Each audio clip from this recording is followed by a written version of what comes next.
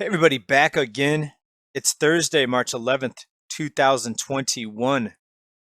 Let's get caught up on some financial news. We're going to look at the markets today.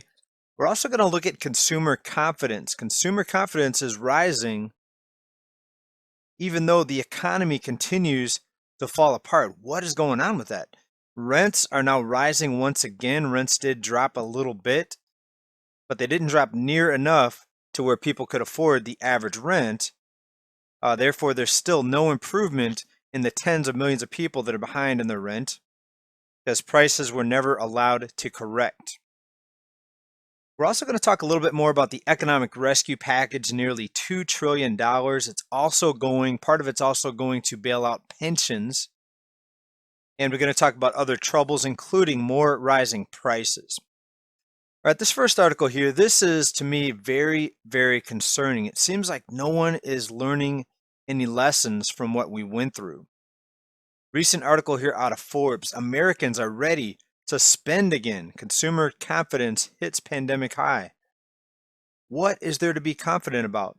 The fact that the money printers will be there to send out more stimulus checks, enhance unemployment benefits, bail out the pensions, bail out state governments that basically ran their own economies into the ground. See New York, see California about that one. Excerpt out of this article. After the long pandemic year, Americans' confidence in the economy and their finances is beginning to bloom. Consumer confidence reached a pandemic era high this week at 56.7% out of 100, according to the Forbes Advisor Consumer Confidence Weekly Tracker. More than half of Americans, 53%, are feeling more confident to make household purchases than they were 6 months prior. All right, so let's just put this into perspective. Now, there are some things that are improving for some people. The fact that some schools are opening back up, that gives the stay-at-home mom a little bit more freedom with the kids in school. Maybe can pick up that part-time job again. There were people that left the labor force simply because schools were closed and people had to try to educate their kids at home. At-home schooling equals you have to be at home. You can't go to work. So there were millions of people that dropped out of the labor force purposely to try to be at home for the homeschooling. Okay, also you have some jobs coming back with the reopening of some economies, some states more than others. But remember, even before the shutdown, most people were living paycheck to paycheck. So what are we going back to? We're going back to a disaster leaving a crisis. So it's from one bad thing to another. And why are people this much more confident now compared to 6 months ago? Because of the money printing and because some kids are going back to school so they can get maybe a part-time job that allows them to live paycheck to paycheck? Is that really something to be confident about? Right, absolutely insane. And I'm wondering if people will maybe learn a little bit of a lesson here and not go out and waste so much money. Maybe less trips to the amusement park and more money put away for maybe a rainy day or another disaster, which I think is going to be coming very, very soon. The fact that they can print endless amounts of money out of thin air, backed by nothing, well, I guess that would give me confidence if I knew that the money was going to go towards people and not towards bailing out failed institutions, including state governments. Right? So it seems like we're rewarding failure once again. AP article, US budget deficits hit record 1.05 trillion after 5 months. So let me get this straight. It's record money printing, record budget deficits, but yet confidence is rising. And jobs, for the most part, are not coming back. In our last report, we talked about another 700 plus thousand new unemployment filings this week. Does that make any of you listening to this right now have more confidence that record money printing is not helping bring the jobs back? Right, the economy is still bleeding jobs. The record money printing is barely making a dent. So are they going to print more money? Will next month or a few months from now be a 3 trillion A $4 trillion, a $5 trillion stimulus rescue plan?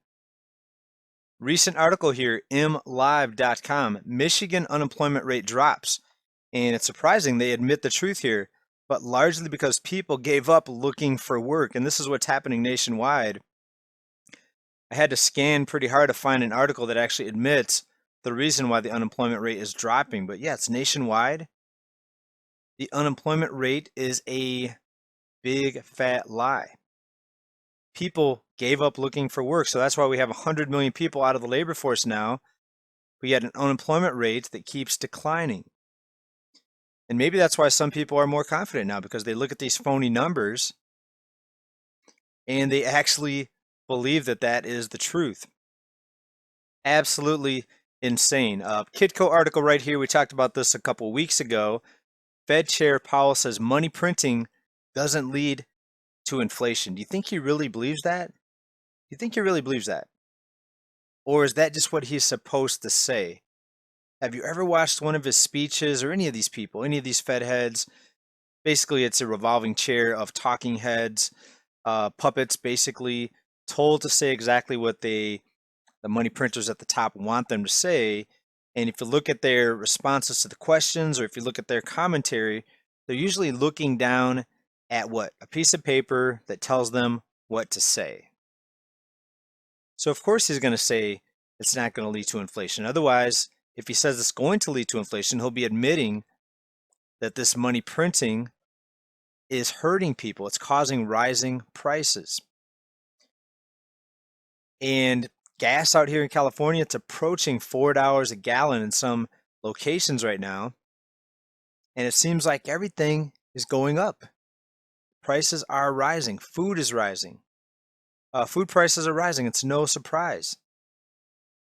And after the recent deep freeze, with a lot more farmers getting punished basically by the weather, imagine how much more prices are going to continue to rise. And all the money that's being handed out, a little of it's going to the people, about less than 10% when you break it down from that stimulus bill. Prices are going to continue to rise. You have people out there with money to spend thanks to the handouts, thanks to the printing, but less and less production happening. So you have an imbalance right there. More people looking to buy and less people producing equals an imbalance, rising prices, inflation. The ColumbusDispatch.com, Congress uses some of the $1.9 trillion to rescue multi-employer pension plans. So here we go again, rewarding failure. Right, these pensions are promising to pay out what they don't have. And what they don't have, guess what? It's going to be you and me and the taxpayers that are going to be on the hook for this. They're going to say, oh, look at all this spending. We now need to raise taxes on the working class. Right? So the printing press is there, but not for everybody. They're going to still raise your taxes, even though the printing press is there in the background. I want you to think about that. And I say that quite frequently because most people have no idea that that's even happening. But it seems like after a while, after you see a nearly $2 trillion stimulus package, you would start to connect the dots and say, hey, why do they need a bigger portion of my paycheck if they're printing trillions of dollars at the push of a button? Right, but most people just don't think about it. They're too busy trying to scrape by, just living life, tending to their family and their healthcare needs, and doing the day-to-day grind in this hamster wheel of debt, of endless debt servitude for most people. Right? Most people are in debt. And an indebted population is a population that's never going to rise up and question the system. Okay, moving right along here, let's talk about what Amazon is being accused of. Now, what happens when companies gain more and more share of the market? Do they make it a better working environment? For the most part, no. For the most part, the more powerful institutions get, the more they flex that power. Look what they're doing to some workers here, according to this article.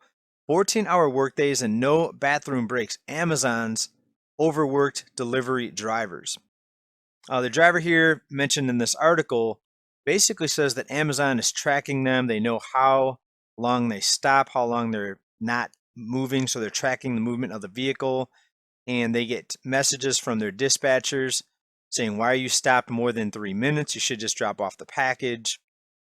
So many of these people get behind on their routes and ended up working, 14-hour days, according to this article right here.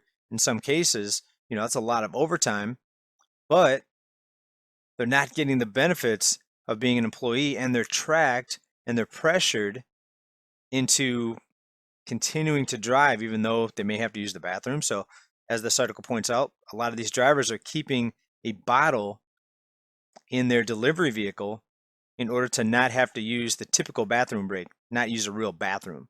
Right? Pretty disgusting, but that's what happens when you get mega corporations that dominate. Right? And I'm not saying these accusations are true. I'm just pointing this article out. This is out of Yahoo Finance. So check it out, see what you think. Thanks everybody for watching this report. Continue to prepare. Things are not getting better. Confidence is rising, but it's my guess that these people that are more confident now really have no idea what's going on and what the string pullers behind this economy really have in store, and it's not good. All right, stay well, everybody. Stay safe, stay prepared. Bye for now. We'll see you back here soon, hopefully. Bye now. Peace.